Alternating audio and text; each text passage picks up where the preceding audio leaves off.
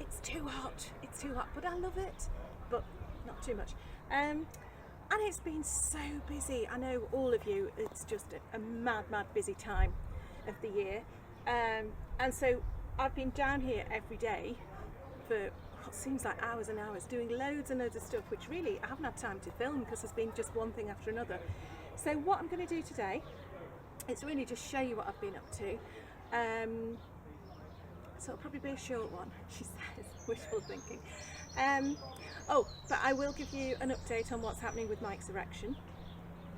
And Mike's actually got a question for you as well, so let's get going. Okay, remember last week I showed you the little bed that we've made for the beefsteak tomatoes. And we've got, oh, what's that one?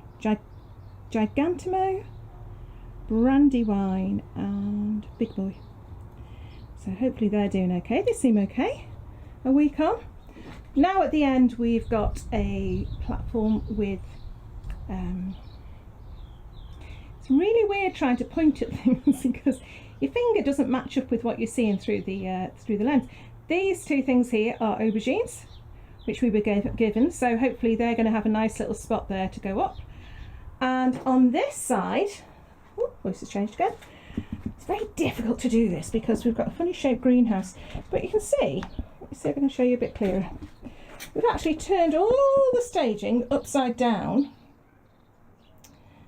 and put a little roof, a shelf on that bit, so you can see these are the legs which we have trying to match up again, we have put the balls on so as not to stab ourselves in the eye, which is easy done. But yeah, on one side we've actually put a shelf, so we've still got staging if you like, and on here I've got the Principe Borghese tomatoes, which are the bush tomatoes, and hopefully they won't grow, well, they won't grow as tall as the cordons. I'm just going to let them bush out, and I think they all sort of crop round about the same time, so within about a week or 2 weeks of each other they'll all have cropped, and then we can move them out really and put room for something else. I don't know when they'll crop, could be December. Underneath there's a few things ongoing, and then on this side, turning the staging upside down has meant we've now got the full height of the greenhouse for our cucumbers. So we've got, oh I don't know, one of them's Burpless Tasty. I think a couple of them are, that was Burpless Tasty. These two are F1 Jogger. And this one is lovely. And I must admit, I've eaten about 4 or 5 fruits already, straight from the bush. It's this, let me show you. It is Cucumber Mini F1. And they're known as like lunchbox style cucumbers, but they're so nice. They are so good straight off the vine. And I mean, it seems every time I come down, there's some new ones. There's a baby one there. It's so easy to grow. Look, look, look. These ones here. This one here. Okay, so that seems to be doing really well. And it's a bit different as well. I mean, these will be great big cucumbers. Cucumbers did well last year, so hopefully they're going to do well. I realise I've squashed them in a bit, but at the back there, that trough, this is my rocket trough I showed you last week, and I was going to do my rocket in 3 stages, but then I needed a trough, so I've stuffed the rocket. In fact, it's still growing, you can see it down there, and I've put in my cucamelons, and you can see one that they took a long time to germinate, and I didn't think they had done, so I sowed more, but this is one of the first ones that I planted. Have I got the actual, yeah, I've got the date I planted it there, 3rd of April. And then they didn't seem to come at all. So I planted 2 more on the 17th of April. And as you can see, they're still very tiny, but they're coming. I thought they'd be swamped by going into this big trough when they're only little seedlings really, but you can see now that they're happily getting their true leaves, and hopefully they'll soon be climbing up there. So yes, some of you might say I've packed too much stuff in, but if it starts to look like it's going mouldy or things are fighting for space, I can just move them. Again, in an effort to maximise the amount of space we've got, we've got these little things in the fruit cage. I realise they'll grow very big and be in the way, but where else can we put them? We have got a couple more, I think these are Defender, courgette Defender. We have got another tomato, that's another Gigantamo, so I've got one in the greenhouse and one out here. And another couple of courgettes at the back, or maybe they're Defender. Okay, everything else is looking really well in here. The currants are looking good. Raspberries are looking really, really lush. These are, I think they're autumn fruiting. Oh, look, this one's got flowers on. Maybe they're summer fruiting. And then on this side, oh, actually, sorry, oh, like a bobbin ship. You can see there we've got a little spray bottle there. The gooseberry, we noticed all the leaves on the end weren't looking very happy at all. They were all wrinkled up and shrunk up, and we realised they were full of ants. So they've had a spray of a mix of olive oil and washing up liquid, and that seems to have done the trick. And I'm hoping the plant is healthy enough to have withstood the attack. It looks healthy enough, it looks like a good strong one.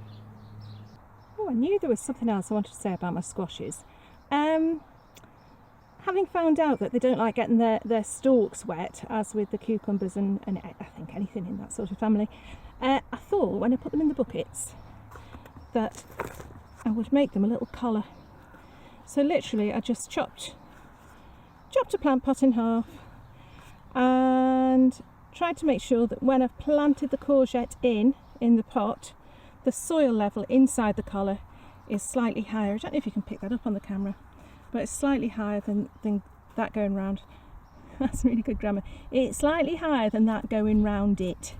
So I water into this bit, and hopefully that will protect the stem there, so it'll stop it rotting. Hopefully it'll work. I mean, obviously you can't help it when the rain comes, that's always going to be wet, and it's wet now, but yeah, it's going to minimise any rotting. I'm pointing at really. Okay, you're on. Okay, welcome to the land of plastic balls, which you really like. You wouldn't believe, I mean, obviously they're here to stop the canes going in your eyes. But we spent quite a long time deciding which colours that we wanted to use. And in the end, we thought a mix would be good. We didn't want to put too many yellow ones out because we thought it would attract the green fly. Anyway, I say we, but I don't think Mike would have minded. Okay, but this is our newest bed. This had leaks in last year, and we've gradually been turning it over so we could plant things out. So if you just come and have a little look, we have got at the front, we've just got a few scrappy bits of radish we've been growing over the last month or so really, and some rocket down there, but we've got this lovely line of pak choi which seem to have taken really, really well, so we're really pleased with those. And then behind them I've just got a mix of tomatoes. Now, as I mentioned in the last video, the labels went a bit AWOL halfway through the season, so I'm not quite sure what they are, but I do think that most of these are cordon ones. And I've planted them about 1.5 foot apart. I'm hoping that's enough. And I think I've got 16, no I haven't, I've got 14 in there. At the back I've got a black cherry one, but they're mainly a mix of sun gold and, I can't remember the other one. I don't think I've got any Principe Borghese in here. I think I've kept them to the greenhouse. I can't remember the other one, but it'll be a nice one. We've also got, I've planted around the lettuces that were already in, so we've got a bit of catch cropping going on, accidental catch cropping going on. But the bit that I was really pleased about is down here. And again, this is thanks to Brian's video on UK Here We Grow about how he's doing the 3 sisters technique this year. I'm only doing 2 sisters. The 3 sisters is basically where you try and get as many crops in as small a space as possible. So you tend to, originally you would have sweet corn growing up, beans growing around the sweet corn and supporting it, and squash mulching the ground.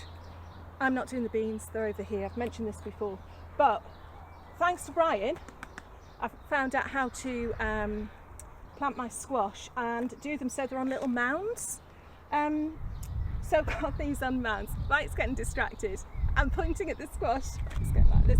I've got these on mounds with furrows around them, or furrows around each side, and what you do is you water into the furrow, because any sort of squash plant doesn't like getting water on the stem, and you want it to be reaching down for the water source. So that's all furrowed. And the other thing Brian did that I've copied, thank you Brian, is put some stakes in with some string for the squash to follow, taking them right up through the sweet corn. So I think I've probably got too much squash in there. I've got patty pan, and I think there's a couple of butternut squash in there.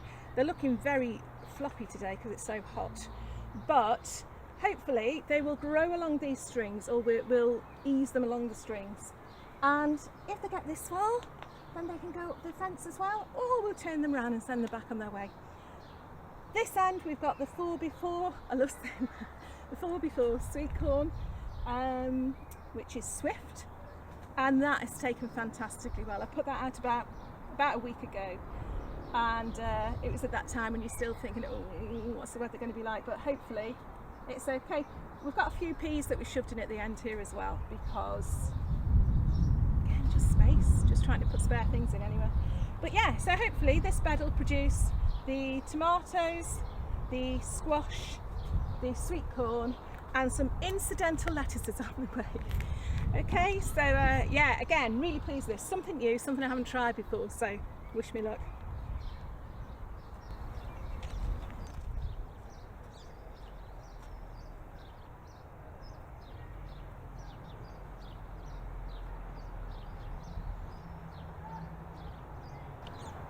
One of the beans at the back here are doing well. Can't remember the name. White lady? Something like that. But they're starting to climb now. Peas are growing up the little pea sticks. We did have one half grew, and then the other half got. So we had to replant this half, but you can see now they're starting to come. Okay, so yeah, that's good. And then we've got these beans. I think these are Cobra. I should check before I come out with the camera, really. I think these are Cobra we've got going up here. So yeah, the beans were just fantastic last year. I still remember. I've got my rose tinted spectacles on about those beans, but they were fantastic. Oh, I can see a plastic bottle over there and a bit of paper. Oh, that tells us what sort of pea they are. Oh.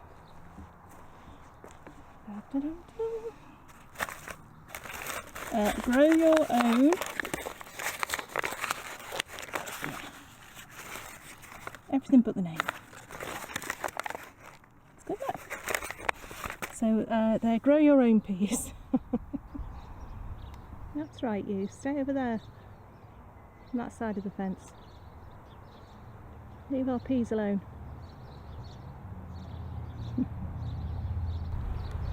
Okay, I know Mike here's got a query about his kale. What's the problem, Mike? Well, I think I might have planted them a little bit too close together, and they've had some ant damage, I think. But essentially, they've got this yellowing on the leaves, and especially on the new ones, the fresh growth there. They look like they've been a little bit nibbled, but it's hard to tell with these things because of the shape of the leaves. But when I dug one up just now, I mean, I am sort of clearing a bit of space here between them because they're a little bit too crowded. The roots aren't very well developed on some of them, but then on others, the roots are absolutely fine. But they've still got that yellowing and this kind of this papery effect here, which doesn't look good at all. So I can't see any mildew, any evidence of mildew on the other side. I can't really sort of see what the problem is. There's nothing in Dr. Hessian's book that tells me what this problem is anyway. So I imagine it's a deficiency, maybe of some kind, but I don't know.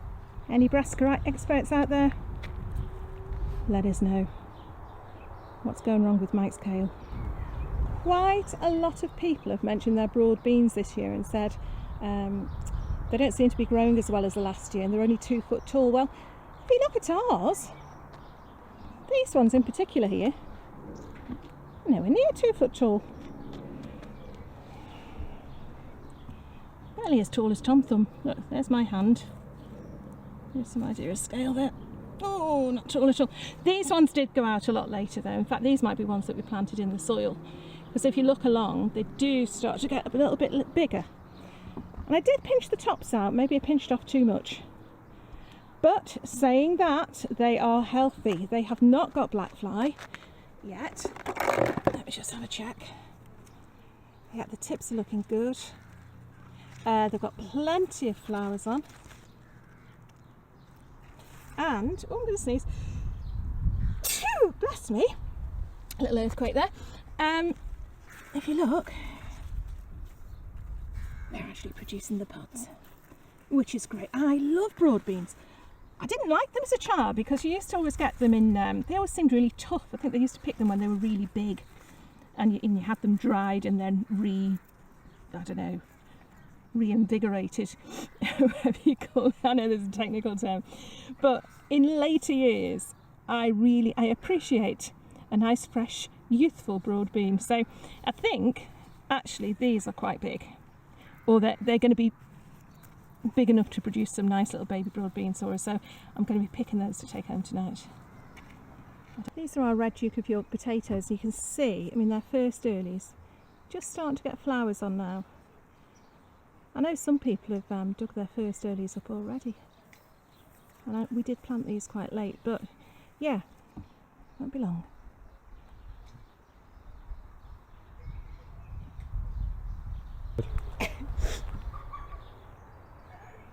Okay, I just thought I'd show you what we've had tucked up under our fleece here. Bearing in mind that this section here, the other half of this bed, has got the funny stuff. Mike's got his brassica troubles going on over there, and moles and ants. Just look how successful this has been. We've literally just taken the fleece off and gone, oh, this might be the best thing we've done. It's a mix of cabbages, kale and lettuce. And they've grown beautifully. I wish the sun was out because they look fantastic when the sun's going on them.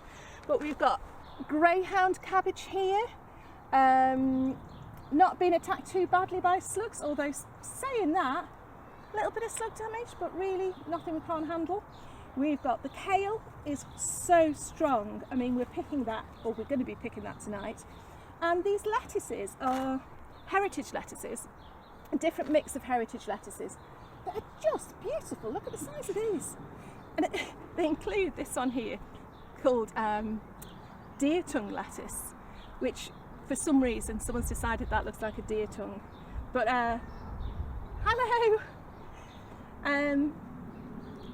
That's put me off. But it's deer tongue lettuce anyway, yeah. And it's beautiful, beautiful colour. So imagine that on your plate of salad. It's absolutely gorgeous. But just look at this array here of colours and shapes and sizes. I absolutely love it. We'll probably come next time and the pigeons will have had it all, or the slugs, or Mr. Mole will have decided to move house.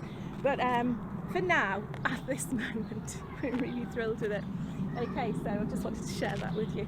What do you think, eh? I just want to show you the apple tree that we moved from our garden this year. We didn't think it'd do anything because of the move.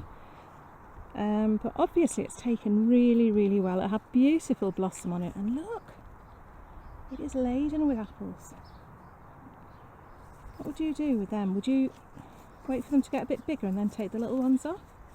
I don't quite know, I'm not used to having apples like that. So yeah, I'm really pleased with that. I suppose as it gets bigger, that branch is going to get heavier, so some will fall. But how exciting. Red Falstaff. Ooh.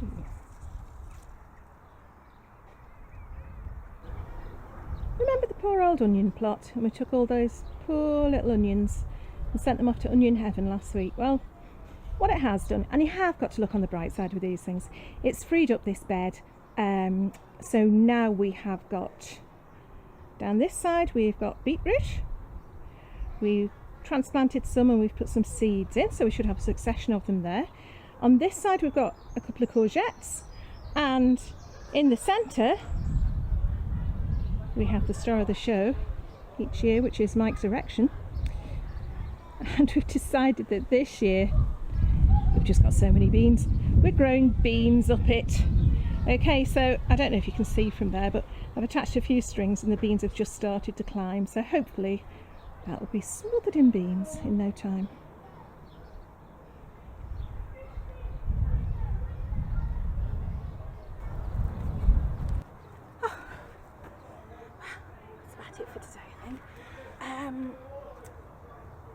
one of my allotment neighbours likes to come down basically as soon as the sun comes up this time of year, and he says one of the advantages is there's no one down here, it's just him and the birds, there's not even any traffic around so you don't get the background noise, and it's not too hot. And much as I am a night owl, I might have to take up coming down to the garden very, very early. So here reports of zombie-eyed women walking down the street, not quite knowing where they're going in the early hours. It's me, come to the allotment, because sometimes it's just too hot to be working in it. It's nice to sit in, but there's so much needs doing. There's so much needs doing, and it's joyful. I love doing it. But yeah, I think I'll probably come back down later on when it's a bit cooler. A couple of things to tell you. You know, quite a lot of us say about going to a supermarket and getting your pots, your black pots. And I've had several bundles this year, if you like, of the 8 for 99 pence pots from Morrison's. Well, we went up to the local garden centre the other day, which is more of a nursery than a garden centre. Someone's having a great time in the garden that day. And I asked about pots, and the nice man took me to the lovely shelves, all beautifully stacked with nice brand new pots. And I looked at him and said, "Oh no, I don't want those ones." And I pointed to under where he'd been potting all the fruit and veg and geraniums and things. I said, "I mean those," and pointed to basically his old pots. And he looked completely astounded and said, "What do you want those for?" For the allotment. "Yeah, you can have them," he said. £1 for the lot. They were about 15. So yeah, I got them. Snapped his hand up. I wish I'd asked for more actually, but I suddenly felt very cheeky. And the good thing about them is they've already got holes in. So yeah, so it's worth being cheeky and asking at your local nursery, because again, they can't wait to get rid of them. They must have so many of them. So I'm really pleased with those. Another thing I was handed, and apparently I should have had these a couple of months ago, but they have remained in Mr. Kelly's pocket for some time until today, is a friend of his had passed these on for me, and they're perennial sweet peas. I don't know why I'm showing you, won't be able to read that from there. They're perennial sweet pea seeds. Deep pink, that's what it says, deep pink. Now, sweet peas I absolutely love. I've never ever grown perennial sweet peas. And I realise now that it's June, it's probably far too late to sow them, but, oh actually, that's not what I was expecting. I'm going to show you. There. Can you see that? Yeah. Those seeds are quite small. I was expecting like the proper pea-sized seed that you get with sweet peas. So, anyway, there's quite a few in there. So what I'm going to do, I'm going to sow half of them anyway, really try and look after them a bit, just see what happens. I'll probably put them in, well, not a great big pot, but I'll sow half of those in a pot and just see if they're perennial. You know, nothing might happen this year. I don't know what's going to happen. I'm just going to experiment, and then I'll keep the other half to plant at the correct time next year. But yeah, I love it when people pass things on. It's such a generous thing to do, and I didn't ask for them, it just thought I might like them, so thank you very much, Richard. Okay, I'm sitting here in my Ronnie Corbett chair doing my "and finally" moment, bless him. And yeah, I'm just going to say, get out in your garden, get out and enjoy the open space while we've got this lovely weather.